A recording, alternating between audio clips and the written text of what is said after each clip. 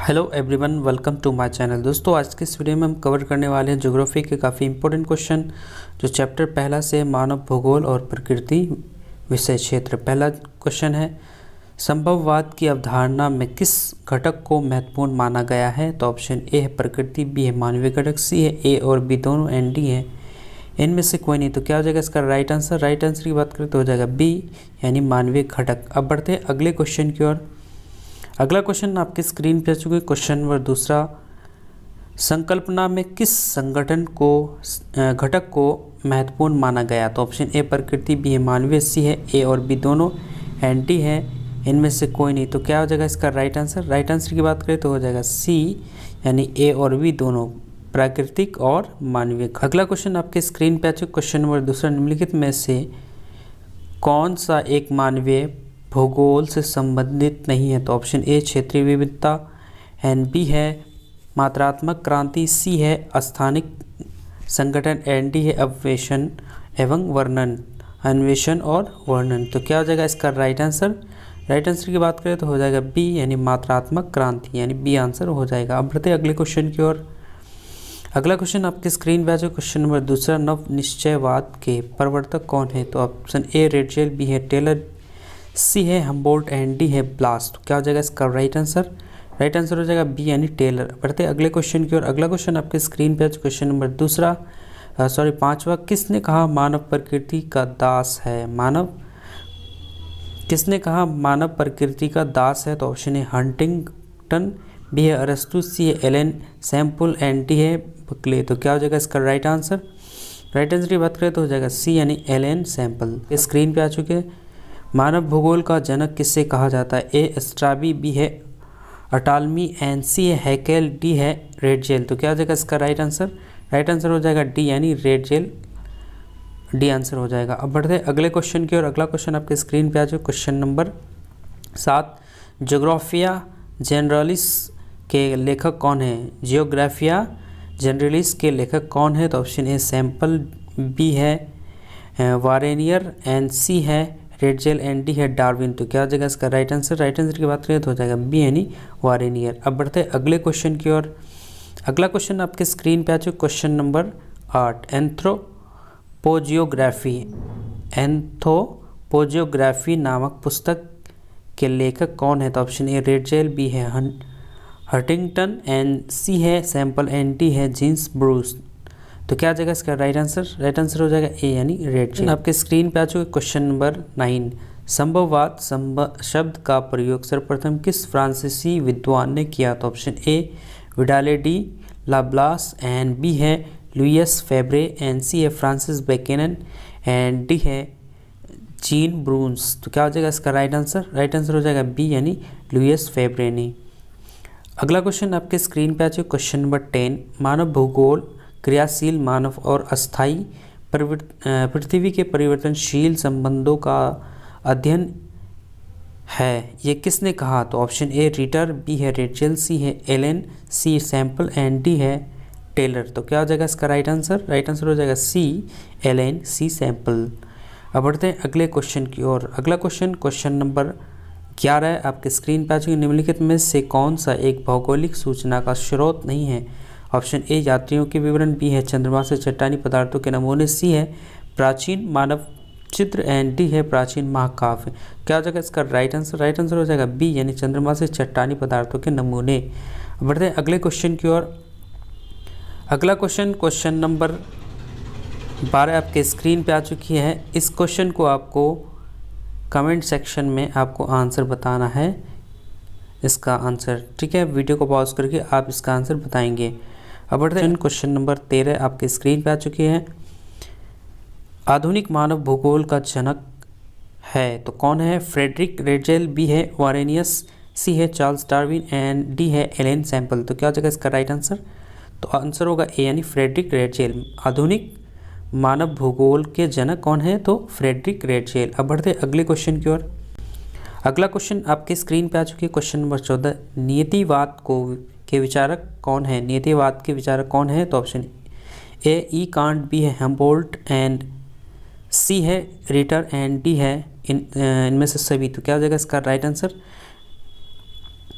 तो इसका जो राइट आंसर होगा वो हो जाएगा डी, यानी इनमें से सभी जो है नीतिवाद के विचारक थे। क्वेश्चन नंबर 15, निम्नलिखित में से कौन सा एक लोगों और पर्यावरण के बीच अन्योन्य क्रियाएं का सर्वाधिक महत्वपूर्ण कारक है? तो ऑप्शन ए मानव बुद्धिमत्ता, सी है प्रौद्योगिकी, एन सी है लोगों के अनुभव, एंड डी है मानवीय भाईचारा। तो क्या हो जाएगा इसका राइट आंसर? राइट आंसर हो जाएगा ए, यानी मानव बुद्धिमत्ता। ओके, अब बढ़ते हैं अगले क्वेश्चन की ओर। अगला क्वेश्चन नंबर 16 आपकी स्क्रीन पे आ चुकी है। भूगोल का जनक माना जाता है? ए यूनान को, बी है एशिया को, सी है अफ्रीका, एंड डी है इनमें से कोई नहीं। तो क्या हो जाएगा इसका राइट आंसर? राइट आंसर हो जाएगा ए, यानी यूनान। अब बढ़ते हैं अगले क्वेश्चन की ओर। क्वेश्चन नंबर 17 आपके स्क्रीन पे आ चुकी है। रोको और जाओ निश्चयवाद की संकल्पना किसने दी? रेडजेल, ए है, बी है हम्बोल्ट, सी है ब्लास, एंड डी है टेलर। तो क्या हो जाएगा इसका राइट आंसर? राइट आंसर हो जाएगा डी, यानी टेलर राइट आंसर हो जाएगा। अब बढ़ते हैं अगले क्वेश्चन की ओर। अगला क्वेश्चन नंबर 18, व्यवहारिक भूगोल, राजनीतिक भूगोल, आर्थिक भूगोल अथवा सामाजिक भूगोल कौन से भूगोल के उपक्षेत्र हैं? तो ऑप्शन ए सामान्य भूगोल, डी है, बी है विशिष्ट भूगोल, सी है मानव भूगोल, एंड डी है जीव भूगोल। तो क्या हो जाएगा इसका राइट आंसर? राइट आंसर की बात करें तो हो जाएगा सी, यानी मानव भूगोल। अब बढ़ते हैं अगले क्वेश्चन की। क्वेश्चन नंबर 19 आपकी स्क्रीन पर आ चुके। मानव भूगोल विचारकों के विकास की अभिव्यंजना है, न कि भौगोलिक ज्ञान के विस्तार और खोज का कोई तत्कालिक परिणाम है। यह परिभाषा किसने दी? तो ऑप्शन ए जीन ब्रूस ने, बी है विडाल डी ला ब्लास ने, एंड सी है ई हंटिंगटन ने, एंड डी है फ्रेडरिक रेडजेल ने। तो क्या हो जाएगा इसका राइट आंसर?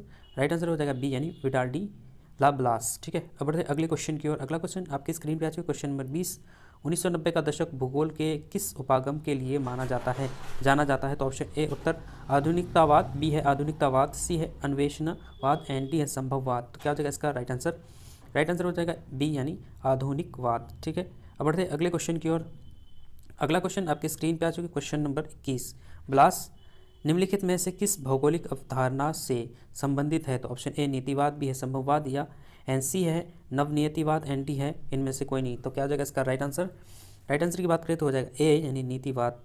अब बढ़ते हैं अगले क्वेश्चन फर्स्ट नंबर क्वेश्चन से स्टार्ट करने जा रहा हूँ। तो फर्स्ट नंबर जो क्वेश्चन है, निम्नलिखित में से कौन एक जनसंख्या परिवर्तन के कारक नहीं है? तो ऑप्शन ए प्रवास, बी आवास, सी है जन्म, एन डी है मृत्यु। तो क्या हो जाएगा इसका राइट आंसर? राइट आंसर हो जाएगा बी, यानी आवास। अब अगला क्वेश्चन आपके स्क्रीन पे आ चुके। क्वेश्चन नंबर दूसरा, निम्नलिखित में कौन सा एक विरल जनसंख्या वाला क्षेत्र है? तो ए है ध्रुवीय प्रदेश, बी है भूमध्य रेखीय प्रदेश, एन सी है दक्षिण पूर्वी एशिया, एन डी है अटाकामा। तो क्या हो जाएगा इसका राइट आंसर? राइट आंसर हो जाएगा ए, यानी ध्रुवीय प्रदेश। अब अगला क्वेश्चन आपके स्क्रीन पे आ चुके। क्वेश्चन नंबर तीसरा, प्रतिकर्ष और अपकर्ष में के कारण उत्तरदायी हैं। प्रतिकर्ष और अपकर्ष कारक उत्तरदायी हैं। तो ऑप्शन ए प्रवास के लिए, बी है भू निम्नीकरण के लिए, सी है वायु प्रदूषण के लिए, एंड डी है गंदी बस्तियों के लिए। तो क्या हो जाएगा इसका राइट आंसर? राइट आंसर हो जाएगा ए, यानी प्रवास के लिए। अब बढ़ते अगले क्वेश्चन की ओर। अगला क्वेश्चन नंबर 4, निम्नलिखित में से कौन एक महाद्वीप में जनसंख्या वृद्धि सर्वाधिक है? तो ऑप्शन एशिया, बी में अफ्रीका, सी में दक्षिण अमेरिका, एंड डी है उत्तरी अमेरिका। तो क्या हो जाएगा इसका राइट आंसर? राइट आंसर हो जाएगा ए, यानी एशिया। अब बढ़ते हैं अगले क्वेश्चन की ओर। अगला क्वेश्चन आपकी स्क्रीन पे आ चुकी। क्वेश्चन नंबर 5, किस वर्ष विश्व की मानव जनसंख्या 6 अरब हुई? तो ऑप्शन ए 1750, एंड बी है 1975, सी है 1830, डी है 1999। तो क्या हो जाएगा इसका राइट आंसर? राइट आंसर हो जाएगा डी, यानी 1999। अब बढ़ते हैं अगले क्वेश्चन की ओर। अगला क्वेश्चन आपके स्क्रीन पे आ चुके। क्वेश्चन नंबर 6, किस द्वीप में सर्वाधिक जनसंख्या घनत्व पाया जाता है? तो ऑप्शन ए जावा, बी है सुमात्रा, एंड सी है बोर्नियो, एंड डी है सेल्वेस। तो क्या हो जाएगा इसका राइट आंसर? राइट आंसर हो जाएगा ए, यानी जावा।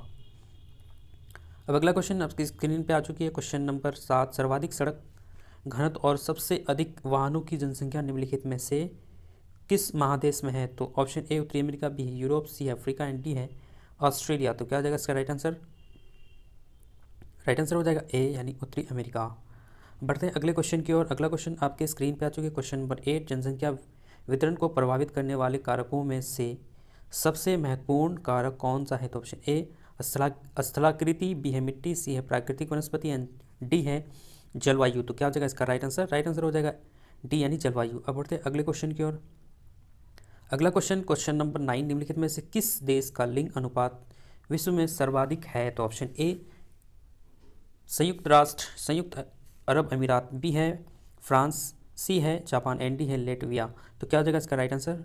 राइट आंसर की बात करें तो हो जाएगा डी यानी लेटविया सबसे अधिक लिंग अनुपात की सर्वाधिक है। ठीक है, अब अगला क्वेश्चन आपके स्क्रीन पे आ चुके हैं, क्वेश्चन नंबर 10। चीन की आबादी है तो ऑप्शन ए 1 अरब, बी है 1.5 अरब, एंड सी है 1.3 अरब, एंड डी है 1.4 अरब। तो क्या हो जाएगा इसका राइट आंसर? राइट आंसर की बात करें तो हो जाएगा 1.4 अरब। Okay, option D is the right answer. अब अगला क्वेश्चन आपके स्क्रीन पे आ चुके हैं, क्वेश्चन नंबर 11। निम्नलिखित में से कौन सघन जनसंख्या वाला क्षेत्र है? सघन, ऑप्शन ए भूमध्य रेखीय प्रदेश, बी है ध्रुवीय प्रदेश, सी है मरुस्थलीय प्रदेश, एंड डी है दक्षिण पूर्वी एशिया। तो क्या हो जाएगा इसका राइट आंसर? राइट आंसर हो जाएगा डी यानी दक्षिण पूर्वी एशिया। अब बढ़ते अगले क्वेश्चन की ओर। अगला क्वेश्चन आपके स्क्रीन पे आ चुका क्वेश्चन नंबर 13। निम्न आयु समूह में जनसंख्या का आकार उन देशों में बड़ा होता है जहाँ जन्म दर उच्च है, बी है जन्म दर निम्न, एन सी है मृत्यु दर उच्च, एन डी है मृत्यु दर की निम्न। तो क्या हो जाएगा इसका राइट आंसर? राइट आंसर हो जाएगा डी यानी मृत्यु दर निम्न। अब अगला क्वेश्चन आपके स्क्रीन पे आ चुका क्वेश्चन नंबर 14। निम्नलिखित में से कौन सा एक विरल जनसंख्या वाला क्षेत्र नहीं? तो ऑप्शन ए अटाकामा, बी है भूमध्य रेखीय प्रदेश, सी है दक्षिण पूर्वी एशिया, डी है ध्रुवीय प्रदेश। तो क्या हो जाएगा इसका राइट आंसर? राइट आंसर होगा दक्षिणी पूर्वी एशिया। अब बढ़ते अगले क्वेश्चन की ओर। अगला क्वेश्चन आपके स्क्रीन पे आ चुका क्वेश्चन नंबर 15।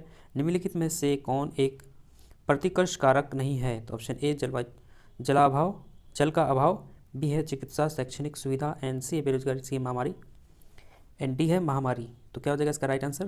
राइट आंसर हो जाएगा बी यानी चिकित्सा शैक्षणिक सुविधा। अब बढ़ते हैं अगले क्वेश्चन की ओर। अगला क्वेश्चन नंबर 16। सबसे अधिक जनसंख्या वाला महाद्वीप कौन है? इसमें महाद्वीप पूछा जा रहा है। तो ऑप्शन ए ऑस्ट्रेलिया, बी है उत्तरी अमेरिका, सी है एशिया, एंड डी है अफ्रीका। तो क्या हो जाएगा इसका राइट आंसर? राइट आंसर की बात करें तो हो जाएगा सी यानी एशिया। बढ़ते अगले क्वेश्चन की ओर। क्वेश्चन नंबर 17 आपके स्क्रीन पे आ चुके। विश्व के किस महाद्वीप में 90% से अधिक आबादी नगरीय है? नगरीय कौन से में है? तो ऑप्शन ए उत्तर अमेरिका, बी में अफ्रीका, सी में है एशिया, एंड डी में यूरोप। तो क्या हो जाएगा इसका राइट आंसर? राइट आंसर हो जाएगा ए यानी उत्तरी अमेरिका। अब बढ़ते अगले क्वेश्चन की ओर।